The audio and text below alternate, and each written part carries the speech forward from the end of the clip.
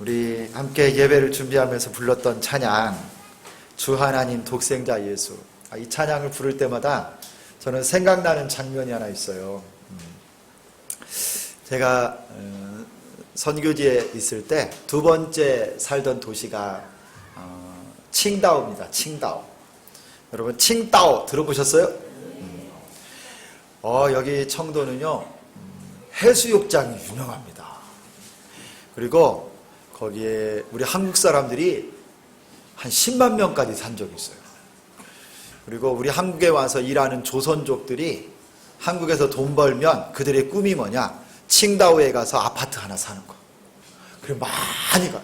그리고 한국의 섬유회사, 저 익산에 여러분 귀금속 이런 많은 분들이 가서요 이 칭다오 안쪽에 있는 공업단지에서 이게 일하는데, 제가 살던 곳이 칭다오 이제 시내인데요, 바닷가에서 좀 가까운 데 살았습니다.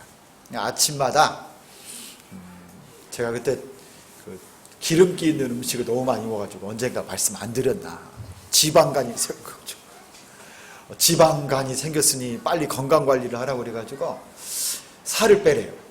그래서 그때는 막 하루에 줄넘기를 3,000개씩 하고, 그 다음에 아침마다 이 바닷가로 달리기를 했어요. 달리기를 한 3km 정도를 뛰었는데, 딱 도착하는 곳이 어디냐면요 바닷가 이렇게 바위도 있고, 그 바닷가에 가면요 아무도 없어요.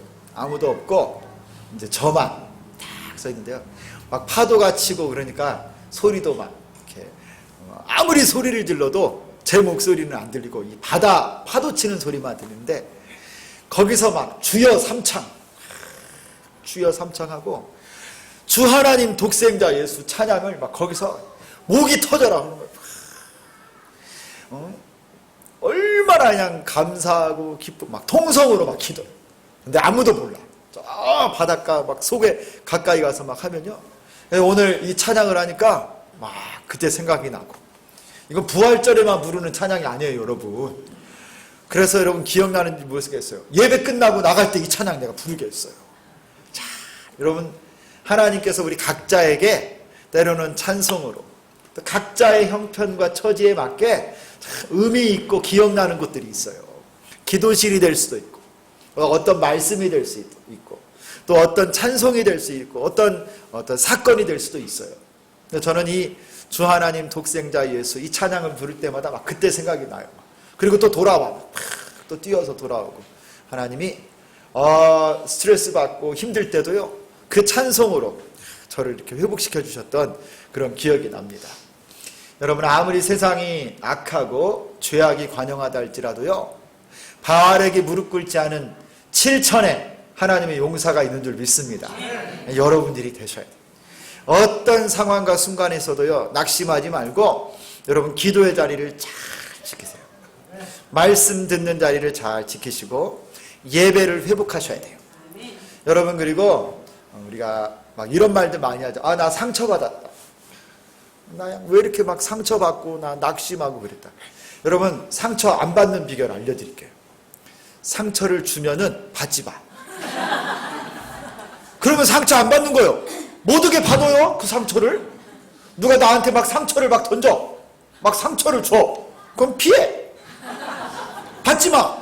왜 받아요? 그것을 받아가지고 가슴 속에 쌓아놓고, 마음 속에 쌓아놓고, 집에 가서 꺼내면서 울어. 그리고 그거 쳐다보면서 가슴을 두드려. 그리고 막 시험 들어. 그래가지고 누가 상처 주면은 당장 어떻게 나오냐 결과가, 나 교회 안 다녀. 이렇게 돼. 그냥 상처를 주면은 받지 마. 자, 따라서 합시다. 상처를 주면 받지 말자. 피하자. 그럼 상처 안 받는 거예요. 여러분 상처가 세상에 너무너무 많아. 막 함정처럼 많고요. 막 얼마나 우는 사자처럼 마귀가요 우리를 넘어뜨리려고요 막 안달이 바깥달이 막 들배지기 다 해. 그때마다 상처 주면 받지 마요. 못하게 받아 그런 상처를. 아셨습니까? 여러분 그럴 때요 어떻게 해요? 여러분 기도구를 찾는 거예요. 기도구를. 여러분 아무리 바알 아세라 선지자가 이스라엘 땅에 가득 차 있어도요, 가뭄과 흉년이 왔어도 하나님이 엘리야 선지자를 통해서 기도했을 때 여러분 손바닥만한 구름이 올라와 하나님의 놀라운 은혜의 단비가 쏟아 부어진 줄 믿습니다. 여러분 상처, 절망, 낙심 이거 다 버려버리고 믿음으로 우뚝 서서 여러분 바알에게 무릎 꿇지 아니한 신실한 믿음의 사람은 여러분 정금같이 나오기를 소망합니다. 오늘 이제 오후에 또 하이델베르그 우리 요리문답 같이 공부합니다. 15주 차인데요. 벌써 15주 동안이나 같이 이제 공부하게 됐어요. 이거 하나씩 다 받으셨어요? 네, 제가 이제 좀 더 만들어야 되겠어요. 30 몇 장을 만들었는데 앞으로 더 만들어야 될 거야 생각하고 오랜만에 또 우리 하이델베르그 교리문답 하는데 여러분이 좀 다 기억하고 계시죠? 또 잊어버려도 괜찮아요. 자꾸 반복하면 되죠 뭐. 그렇죠? 자, 지금 우리가 사도신경의 고백 가운데 우리가 믿는 믿음의 내용인 사도신경 가운데 예수 그리스도의 구속의 사역을 배우고 있어요. 사도신경은 세 부분으로 이루어졌다고 그랬는데 여러분 이제 다 아시죠? 첫 번째, 성부 하나님의 창조 사역, 성자 예수님의 구원 사역, 성령 하나님의 성화의 사역. 이게 성부, 성자, 성령 하나님이 하셨던 일들을 사도신경을 통해서 우리가 믿음으로 고백하는 거예요. 그 중에 이제 예수님의 구속 사역, 그 중에서도 오늘은 이제 우리 예수님의 고난에 대해서 배웁니다. 고난. 그래서 사도신경을 보면 여러분 뭐라고 나와요? 본디오 빌라도에게 고난을 받으사 십자가에 못 박혀 죽으셨고 그랬어요. 여러분 우리 37번 문제를 다 같이 한번 읽어보겠습니다. 37번 다 같이 읽습니다. 시작. 고난을 받으사 라는 말은 무엇을 뜻합니까? 답도 같이 읽습니다. 시작. 예수님께서 전 세계를 지킬 이를 마지막에 저런 인류의 죄에 대한 하나님의 진노를 친히 몸과 영으로 받으셨다는 것입니다. 그리스도의 고난은 우리의 몸과 영혼을 영원한 정죄로부터 해방시켜서 하나님의 은혜와 의와 영생을 주시기 위한 유일한 구속 제사였습니다. 여러분 우리 사도신경으로 예수님이 하신 일 고백을 하며 그 아들 그 외아들 우리 주 예수 그리스도를 믿사오니 예수님에 관한 호칭이 4가지가 있다고 그랬어요. 여러분 다 기억하세요? 한번 해볼까요? 시작. 예수 그리스도 독생자 주님. 예수님에 대해서 이 4가지 명칭이 뭘 뜻하는지도 여러분 다 아시죠? 예수라고 하는 말의 뜻이 뭐라고 그랬어요? 구원자. 나를 죄에서 구원하실 구원자. 이게 예수님. 예수. 그리스도는요? 기름 부음 받은 자. 구약 성경에서는 뭐라고 불렀다고요? 메시아. 예수님이 기름 부음 받은 메시아라는 말이에요. 이 기름 부음 받은 직분이 3가지가 있는데 뭐였죠? 왕이고 선지자고 대제사장. 구약에 왕을 세울 때 기름 부어 세웠어요. 사울왕에게 또 다윗에게 사무엘이 가서 기름 부어 세우잖아요. 대제사장 아론을 세울 때 모세가요 이 뿔에다가 기름을 담아서 부었어요. 아론의 아들들을 제사장으로 세울 때 다 기름 부었어요. 선지자 여러분 기름 부어 세우는 거예요. 이게 그리스도 메시아라고 하는 직분인데 예수님은요 이 3가지 직분을 한 분이 다 담당하신 거예요. 예수님은 만왕의 왕이 되십니다. 그리고요 하나님의 지혜를 우리에게 가르치신 선지자시고 우리 죄인들을 대신하여 십자가에 못 박혀 죽으시고 구원하신 대제사장이세요. 그분이 그리스도. 그 다음에 예수님은 독생자 하나님의 아들. 무슨 뜻이에요? 예수님이 바로 하나님이라는 거예요. 하나님의 아들. 그 다음에 그분이 바로 주님이시다. 주님이 주라고 하는 이 말. 여러분 로마 시대에서 이 큐리어스라고 하는 이 주라고 하는 이 말은요 로마 황제에게만 썼던 말이에요. 아무한테나 쓸 수 있는 말이 아니에요. 이 말을 사람에게 쓰면요, 그건 반역입니다.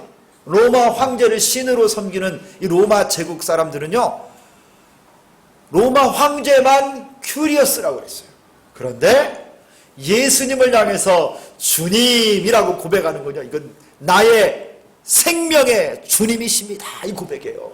여러분, 주 예수 그리스도 하나님의 아들, 이 놀라운 예수님의 호칭, 이름으로 우리 주님을 더 잘 알고 또 믿음으로 딱 여러분 이것을 여러분이 마음에 새길 수 있기를 바랍니다.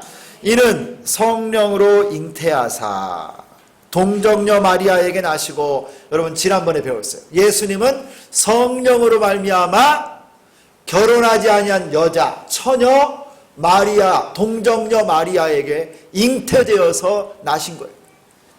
성육신 하셨어요. 말씀이 육신이 되어 우리 가운데 거하심에 우리가 그 영광을 보니 아버지의 독생자의 영광이요 은혜와 진리가 충만하더라. 여러분, 예수님은 말씀이 육신이 되었어요. 참 하나님이고 참 인간이시고. 여러분, 예수님은 우리와 똑같은 인간인데 왜 죄가 없어요? 우리와 똑같은 사람인데 왜 죄가 없냐면, 성령으로 잉태될 때 성령께서요 마리아의 몸에 있는 마리아의 죄성이, 마리아의 태중에 있는 아기 예수에 잉태될 때 성령이 개입하셔서 정결하게 막으신 거예요. 이 성령으로 잉태됐다고 하는 신비가 이겁니다. 할렐루야. 인간의 생육법이 아니라 하나님의 성령으로 잉태되신 그 놀라우신 분이 예수님이시죠. 자, 그런데 이 예수님이 오늘 말씀을 잘 보세요. 동정녀 마리아에게 나시고 그 다음에 고백하는 게 뭐예요? 본디오 빌라도에게 고난을 받으사. 여러분, 예수님이 이 땅에서 몇 년을 사셨습니까? 33년 정도, 33년 반 뭐 이렇게도 말하기도 하고. 그런데 여러분, 이 사도신경에서 예수님에 대해서 고백을 하는데, 마리아에게서 나시고 그 다음에 33년을 쭉 뛰어서 지금 말하는 게 뭐예요? 본디오 빌라도에게 고난을 받으사. 아니, 여러분, 예수님에 대해서 우리가 믿음을 고백하고 알고 그런다면 33년 동안 예수님이 행하셨던 수많은 기적과 놀라운 일들, 그리고 말씀들, 여기서 좀 고백하면 안 좋겠어요? 근데 이거를 다 건너뛰는 거예요. 나시고 그 다음에 사도신경에서 예수님에 관해서 구속의 사역에서 고백할 때 키포인트를 어디에 두냐면요, 주님의 고난에다가 딱 방점을 찍는 거예요. 그 이유가 뭐냐? 우리가 볼 때는 예수님이 이 땅에 사시는 것이 참 은혜가 되고 영광이 되고 참 기적적인 일을 행하시고 사랑의 일을 행하신 모든 복된 일을 하셨지만, 하나님이신 예수님이 이 땅에 인간의 모습으로 계시는 그 자체가 사실은 여러분 신분을 낮추신 거예요. 그는 근본 하나님의 본체시나 하나님과 동등됨을 취할 것으로 여기지 아니하시고 자기를 비워 종의 형체를 가져 죽기까지 복종하셨으니 그 십자가에 못 박혀 죽으십니다. 여러분, 예수님은요 우리 사람의 모습으로 이 땅에 계신 것 자체가 하나님의 입장에서 볼 때는 이게 고난이고 낮추심이고 비하의 신분인 거예요. 그래서 우리 이 사도신경으로 고백을, 출생 다음에 바로 고백하는 예수님의 모든 삶을 한마디로 말하면 뭐냐? 고난 받으셨다는 고난. 그는 본디오 빌라도에게 고난을 받으사. 여러분이 예수님이 받으신 고난의 의미가 뭐냐? 예수께서 전 생애를 통해서 출생부터 십자가에 못 박혀 죽으시기까지 그의 마지막 순간에 모든 인류, 사람들의 죄에 대해서 하나님의 진노를 예수님이 친히 다 받으신 거예요. 그의 몸과 그의 온 영혼이 우리 모든 죄인들의 죄값을 다 짊어지시고 고난받으십니다. 여러분, 이사야서 53장에 가면 유명한 장이죠. 고난받는 종에 대한 말씀이에요. 그가 찔림은 우리의 허물을 인하며 그가 상함은 우리의 죄악을 인합니다. 그가 징계를 받음으로 우리가 평화를 누리고 그가 채찍에 맞음으로 우리가 나음을 입었도다. 할렐루야. 여러분, 예수님이 저 이사야서 53장에 고난받는 종으로 나오셔서, 여러분 이거를 읽는 자들이 그게 무슨 뜻인지를 몰랐어요. 여러분 혹시 아세요? 사도행전에 보면 예루살렘 성에 가서 제사를 지내고 돌아가던 에디오피아 내시가 있습니다. 여왕 간다게의 국고를 맡은 이 내시가 유대인들에게 말씀을 듣고 그가 성경을 읽고 하나님의 성전에 와서 제사를 지내고 가는데, 그가 딱 펼쳐서 읽은 성경이 이사야서 53장이에요. 이 고난받는 종에 관한 말씀을 듣는데 그가 도대체 알 수가 없는 거예요. 이게 누구냐? 도대체 이분이 누구시길래 이렇게 고난을 받느냐? 그때 누가 이 에디오피아 내시아에 가서 전도했죠? 아, 빌립. 맞았어요. 딩동댕 빌립. 이 빌립 집사님이 광야로 내려가는 길까지 성령의 인도하심을 받아 막 이 마차 수레를 막 같이 달려가가지고, 그 능력 아니에요? 마차만큼 빨리 가서. 그러면서 복음을 전해서 이 말씀을 중심으로 해서 예수 그리스도의 복음을 전하고 그가 그날 세례받고 구원받은 거 아니에요? 여러분, 이 고난받는 종 예수 그리스도의 고난의 신비를 그냥 읽어서는 모르는 거예요. 여러분, 예수님의 고난은요, 대속의 죽음이고 대속의 고난인 거예요. 우리의 죄악을 우리 주님이 대신 짊어지신 거예요. 고난을 받다고 하는 의미가 바로 그거예요. 그리스도의 고난은 우리의 몸과 영혼을 영원한 정죄, 죽음으로부터 해방시키고 하나님의 은혜와 의와 영생을 주시기 위한 유일한 구속의 고난, 구속의 제사였어요. 우리 주님이 고난받을 이유가 없어요. 그런데 우리를 위해서 고난받으시고, 대속의 고난이에요. 고난의 신비에 의해서. 여러분, 예수님의 이 십자가의 죽음은 우리의 죄값을 치르시기 위한 대신 죽으시는 대속의 죽음이었어요. 하나님의 어린 양이 다 담당하시고 죽으셨고, 여러분 그거 아시죠? 전도폭발 훈련하다 보면 이제 예수님이 하신 일에 대해서 설명을 할 때 죄를 기록한 책 예화를 들어요. 원래 성경책으로 하면 안 돼, 이거. 성경책이 죄를 기록한 책이 아니야. 다른 거 수첩 갖고 하라고 그러는데 내가 수첩이 없네. 이럴 때 센스 있는 사람이 수첩 하나 딱 갖다 주는데, 아이고 우리 김순 권사님이 말도 안 했는데 그냥 이렇게 센스가 이렇게 좋으셔가지고. 딱 여러분, 이거 우리 교회 잘하시는 분도 있어요. 근데 원조가 죄. 내가 알려줘가지고 이분들이 배웠어요. 여러분, 이 책이 아주 특별한 책이에요. 이 책에는요, 우리가 했던 말, 품었던 생각, 행했던 모든 행동이 다 기록되어 있는 책이에요. 그리고 여기에는 심지어 우리의 죄악까지도 일일이 다 기록되어 있어요. 계시록을 보니까요, 마지막 하나님의 보좌 앞에 생명록과 우리의 행위를 기록해 놓은 책이 다 공개되어서 이 책에 기록된 대로 심판을 받는다고 그랬는데, 여기에 문제가 뭐냐면 죄가 있어서 이 죄 때문에 우리가 멸망을 받는다는 거예요. 그런데 여러분, 하나님은요, 우리를 상징해요. 우리를 너무너무 사랑하셔서 이 죄를 우리가 가지고 살 때요, 우리 하나님은 사랑의 하나님이셔서 우리를 너무 사랑해요. 비록 죄인이지만 한 사람 한 사람을 너무 사랑해. 그러나 하나님은 또한 공의롭고 의로우신 하나님이시기 때문에 우리의 죄는 반드시 벌하셔야 되는 거예요. 성경에 뭐라고 했냐면, 내가 형벌받을 자는 결단코 면죄하지 아니하고 반드시 보응하리라 그러셨어요. 여러분 이거 보세요. 하나님은 나를 사랑하시는데 하나님이 미워하시는 죄가 그대로 있어요. 죄를 벌하시자니 누구도 함께 멸망을 받아요? 우리도 함께 죽는 거예요. 여러분, 이 문제를 해결하시기 위해서요, 하나님께서는 그분의 아들 독생자 예수 그리스도를 이 땅에 보내주셨어요. 성경에 뭐라고 그랬어요? 우리는 다 양 같아서 그릇 행하여 각기 제 길로 갔거늘 여호와께서는요 우리 무리의 죄악을 그에게 담당시키셨도다 그랬어요.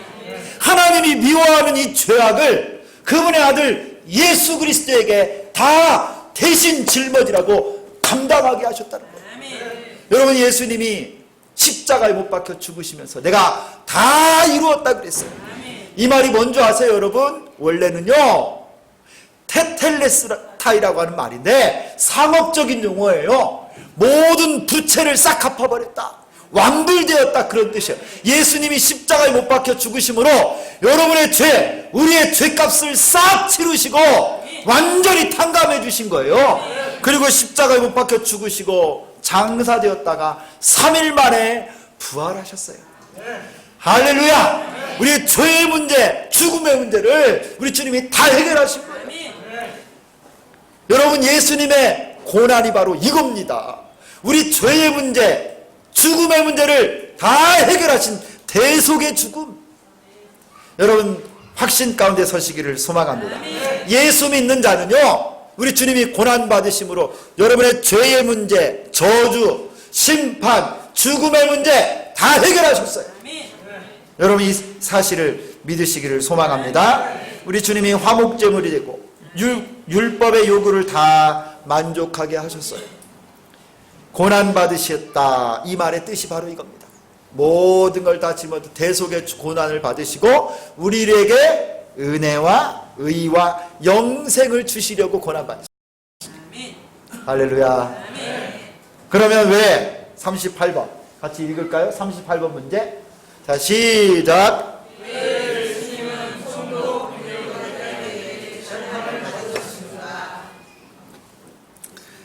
답도 같이 읽습니다. 답도 시작. 예수님은 죄가 없으신 분이지만 우리의 행복을 위하여 엄격한 하나님의 심판으로부터 우리를 구원하기 위하여 천국의 재판을 받으신 것입니다. 이 말은 예수께서 죄가 없으심을 드러내기 위해서 공적인 심판이 필요했던 것이며 또한 한편으로는 하나님의 무서운 죄에 대한 심판을 대신 받으신 것을 드러내는 것입니다.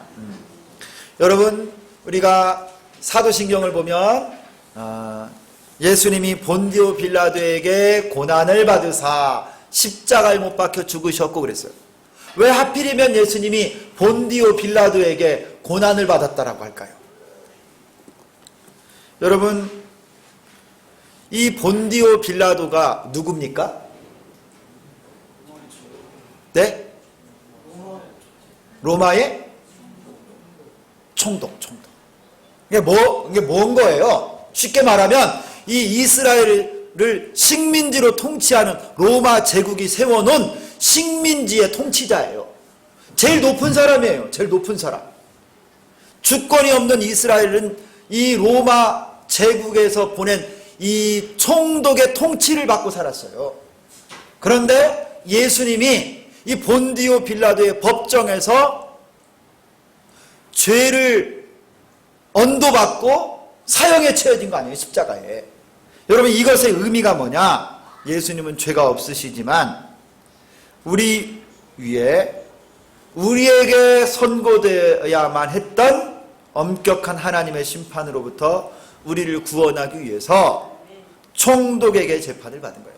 원래는 내가 죄로 내가 죽어야 되는데 예수님이 그 당시 이스라엘의 최고 통치자에게 공식적으로 합법적으로 죄가 선포되고 그 처형을 당하신 거예요.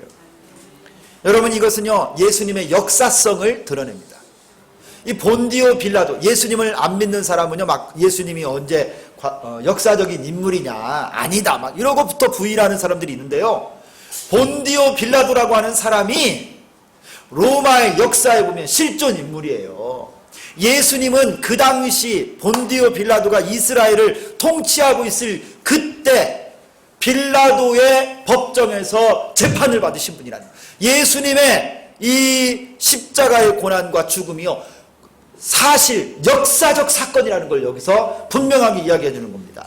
또한 빌라도가 당시 유대의 최고 통치자였고, 유대인들은요 예수님을 죽이고자 했을 때 여러분 십자가의 죽임 말고도 더 손쉽게 죽일 수도 있었어요. 그러지 않아요 여러분? 자객이 가서 해칠 수도 있고, 또 예수님을 여러분 아무도 모르게 그렇게 죽일 수도 있었던 거예요. 그런데 왜 꼭 그들이 이 빌라도에게 데리고 가서 죄를 언도하게 했느냐? 여러분이 합법적인 죄를 예수님에게 씌우기 위해서 한 거예요. 그냥 불법적으로 넘어간 것이 아니고 온 만천하에 예수의 죽음이 공적으로 죽으신 것을 빌라도의 법정에서 선포하고 그렇게 정하셔서 공식적으로 죄를 다 담당하신 것을 보여주기 위함인 거예요. 그리고 예수님의 빌라도 법정에 서게 되신 것은요 율법을 완성하기 위해서 하신 거예요. 여러분 우리 예수님의, 그리고 우리 이제 사도신경에서는 본디오 빌라도에게 고난을 받으사 그랬죠. 근데 이게 영어 성경으로 이렇게 하면은요 빌라도라고 하는 사람에게 고난을 받았다 이런 의미보다는 빌라도 치하에, 빌라도 아래에서 고난을 받았다 이렇게 나가는 거예요. 원래는 그러니까 빌라도가 통치하고 있을 그때 고난을 받으사, 그런 의미를 우리가 이해할 때 더 잘 이해를 할 수가 있습니다. 자, 39번 같이 읽겠습니다. 39번 문제 시작.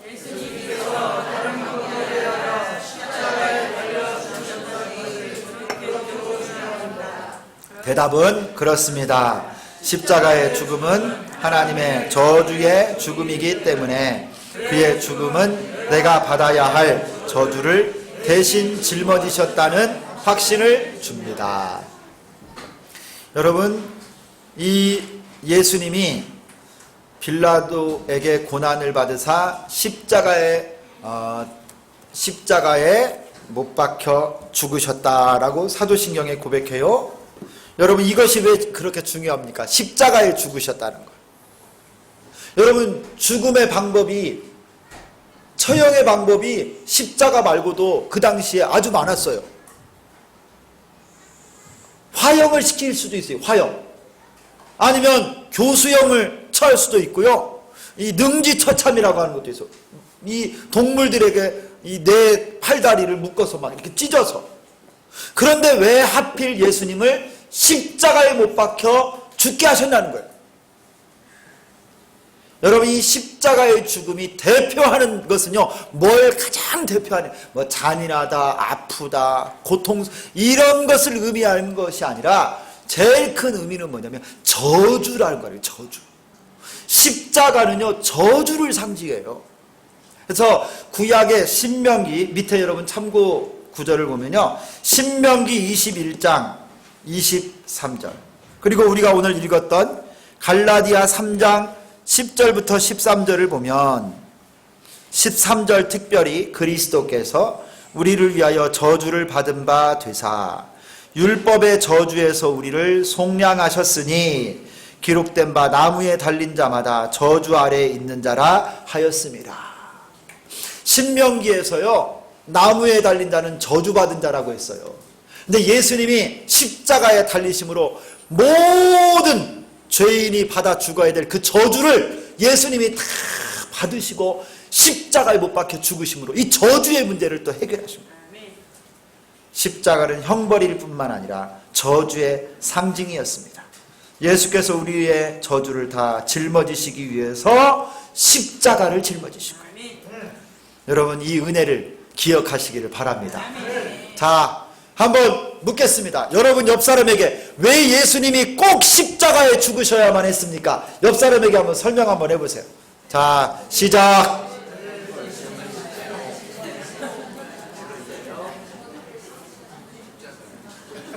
이렇게 대답이 금방 끝나는 거 보니까 여러분 잘 못 알아들었구만.